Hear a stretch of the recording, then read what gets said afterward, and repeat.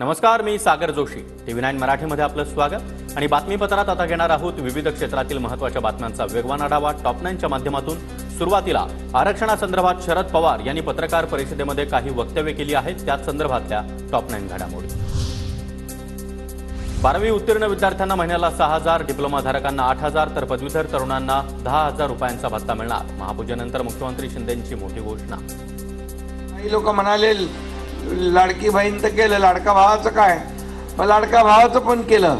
आता जो 12वी झालाय त्याला 6,000, डिप्लोमा झालाय त्याला 8,000, डिग्री झालाय त्याला 10,000 रुपये महिन्याला. लोकसभा निवडणुकीच्या निकालानंतर लाडकी बहीण आणि लाडका भाऊ योजनेचा चमत्कार. लोकांनी जागा दाखवली की बहीण भाऊ आठवतात. शरद पवारांची टीका. 7-8 वेळेला विजेच बांधायची संधी मिळाली. त्या 6-7 वेळेला बहीण भाऊ काही कुठं आलेले दिसले नाही.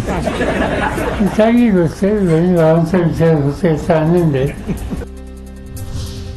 डिप्लोमा, पदवीधर आणि 12वीच्या विद्यार्थ्यांसाठी लाडका भाऊ योजना. मग 10वी पास झाल्यानं काय करायचं? तरुण पोरांना मंत्रालयामध्ये काम करण्याची संधी द्या. जितेंद्र आव्हाड यांची मागणी. काय करायचं?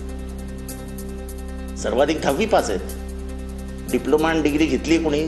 जेवढे कॉन्ट्रॅक्ट लेबरवर घेणार आहात घ्या ना. या तरुण पोरांना द्या ना संधी मंत्रालयात काम करण्याची.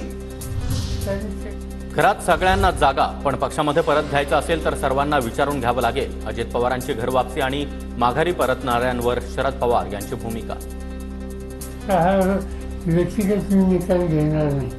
माझे सगळे सहकारी या संघर्षाच्या काळामध्ये मजबूतीनं उभे राहिले त्यांना पहिल्यांदा विचार. छगन भुजबळांच्या बारामती आणि बीडमधील भाषणांमध्ये माझ्याविषयी आस्था दिसली. शरद पवारांचा खोचक टोला. हल्ली 2-3 भाषणं त्यांची फार छान झाली. त्यांनी माझ्याबद्दलची प्रचंड आस्था व्यक्त केली, कौतुक व्यक्त केलं.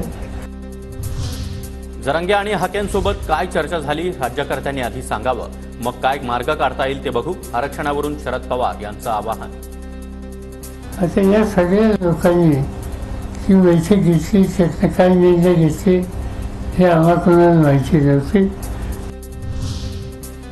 मराठा समाजाला फसवणारा सर्वात बेईमान नेता शरद पवार. भाजप आमदार बबनराव लोणीकर यांची शरद पवारांवर खोचक टीका.